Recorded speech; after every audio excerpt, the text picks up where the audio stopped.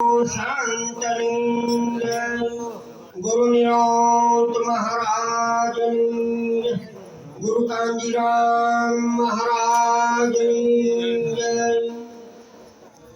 हरि सकल पदार्थ आत्मा जगत में जेटला नाम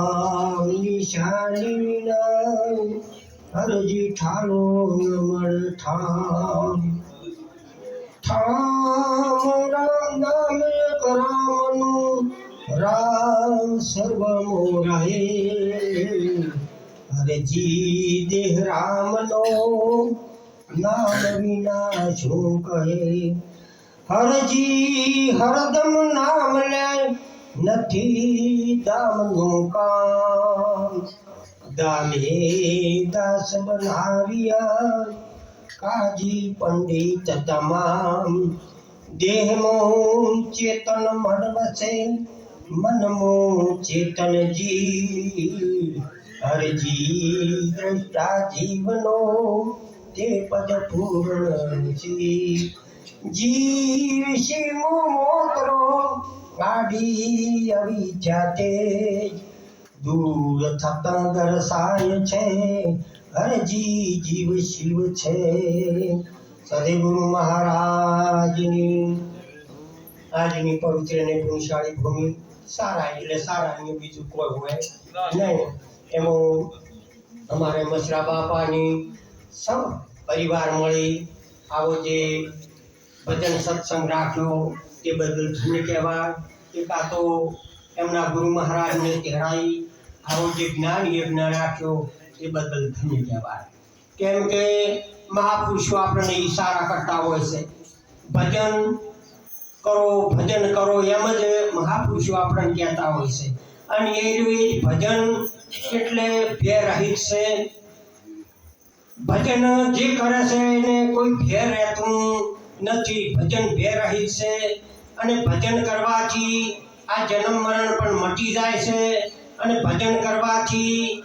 એમ કીધું છે કે તમારા અનેક જાતના કર્મો કરેલા હોય તો આ દૂર થઈ જાય છે એવું આ ભજન છે અને એ ભજન આપણને આવા મહાપુરુષો ગુરુ મહારાજ મળે તો આપે એમાં આવા આ જ્ઞાન મેળાવડામાં એમ કે કરજાપુરાથી કાંજીરામ મહારાજની આપણે સત્ર સાયામાં આજે આપણે બધા મોજ કરી રહ્યા છે એમાં પધારેલા બીજાબા એ તો એક દેવી અવતાર છે હું તો એમ જ કહું છું કે એ તો ગંગા સતીનું સ્વરૂપ જ છે એમ એ દેવી એ જાગ્રત પ્રગટ પડશો છે પેલું બીજું બધું અનુમાન છે એટલે આમાં જે આપણને માતાઓ આ એ જ માતાઓ બીજી તો બધી દુબળી માતાઓ તો પ્રગટલી એ જ માતાઓ બીજી બધી દુબળી હોય છે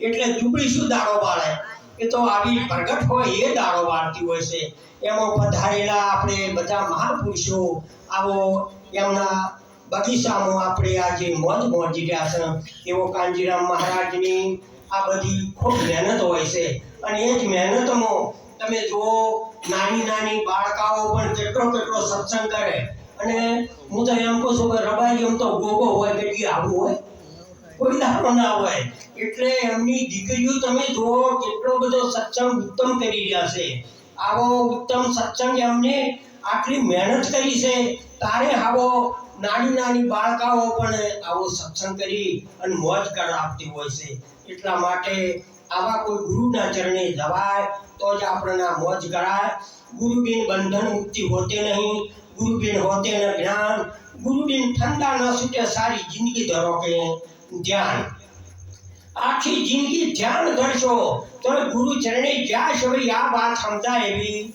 નથી એટલે ગુરુ વગરનું આ બધું તમે જેટલા तीर्थ करो व्रत करो जप करो तप करो तीर्थ करो के भले माळाओ फेरवो के भले गमे એટલા કર્મ કરો તો જ્યાં સુધી સદગુરુના ચરણે ના દબાય ત્યાં સુધી કોઈ દાડો આવો મેળ પડે એવો નથી नारद गुरु व्यास तना कहिए ठिम्बर गुरु नारद ना लईए એવું જાણી ગુરુ શરણે રહીએ કે ઠરવાનું ઠામ છે ગુરુ સાચું. જો આ જીવને શાંતિ મેળવવી હોય, જો સુખ મેળવવું હોય અને ઠરવું હોય તો કોઈ સાચા સદગુરુના ચરણે જવાય, તારે આ સુખ ને શાંતિ પ્રાપ્ત થાય છે.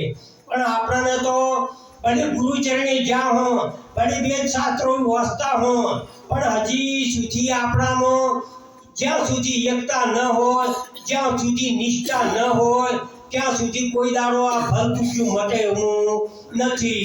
એક આશિક હતો અને એક જમાલ ખાન.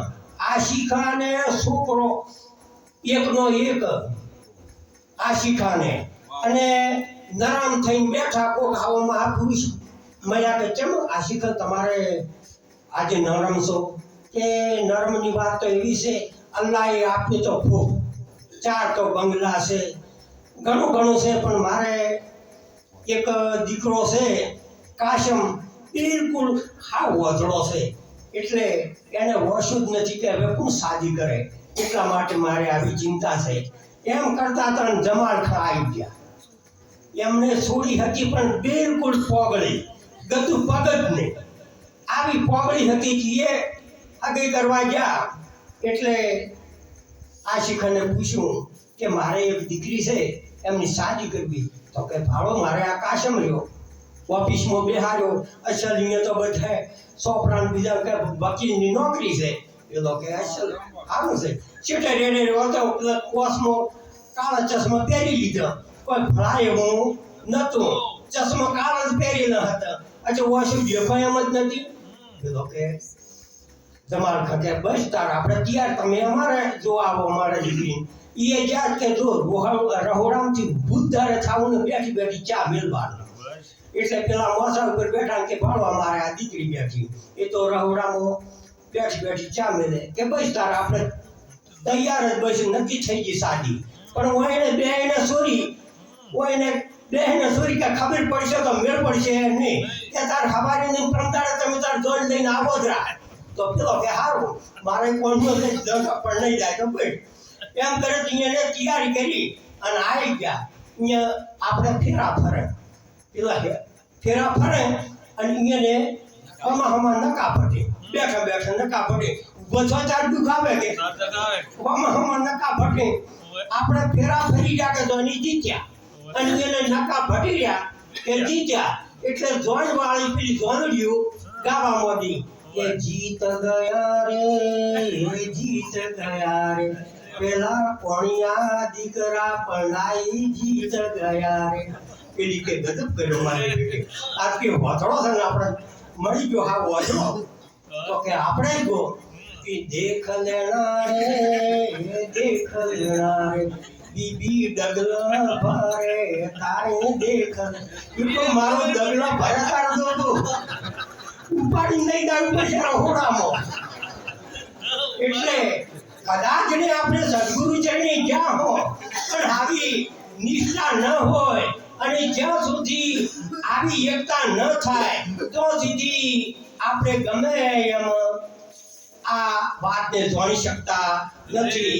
એટલે સદગુરુનો દેશ તો એવો નિરાળો છે, એમાં કોઈ પણ તમને નડતું નથી, અને કોઈ પણ તમારે કર્મય કરવું પડતું નથી. કોઈ નડતું નથી એવું કોઈ કર્મ તમારે કોઈ જપ કે તાપ કે તીરથ કે વ્રત કે કોઈ પણ કરવા પણ નથી આવતું, તો તમારે કોઈ નડતું નથી. કોઈ કાર્ય કોઈ નડતું નથી, નડે એક જ તમારું આપણું કર્મ, બીજું કોઈ નડતું નથી. પણ આવા ઘણા દિવસથી નાનાથી મોટા થયા અને આપણામાં આ ઘીસાવા લાગ્યો, તને ભૂત નડશે, તને ડાકણ નડશે, તારે મંત્ર નડશે, તારે મૂઠ નડશે, તને સધી નડશે, તને શિગુતર નડશે. આ બધું ઘણા વર્ષથી આવું ઘૂસી ગયું છે. આજે ઘણા આવા મહાપુરુષો હાથ જોડે છે પણ નીકળતું નથી. એટલા માટે આવા મહાપુરુષોના ચરણે જઈ આ વાતને સમજી અને શાંતિ મેળવવાની છે. શાંતિ સિવાય સુખ નથી, અને શાંતિ ચો મળે, શાંતિ મળે જ ગુરુના ચરણે, એના સિવાય કોઈ શાંતિ મળે એવું નથી. એટલા માટે આપણને મહાપુરુષો ઈશારા કરતા હોય છે, અને એ ઈશારા પ્રમાણે જો આપણે ચાલશે તો જરૂરી પદને પામશે ને પામશે પણ આમાં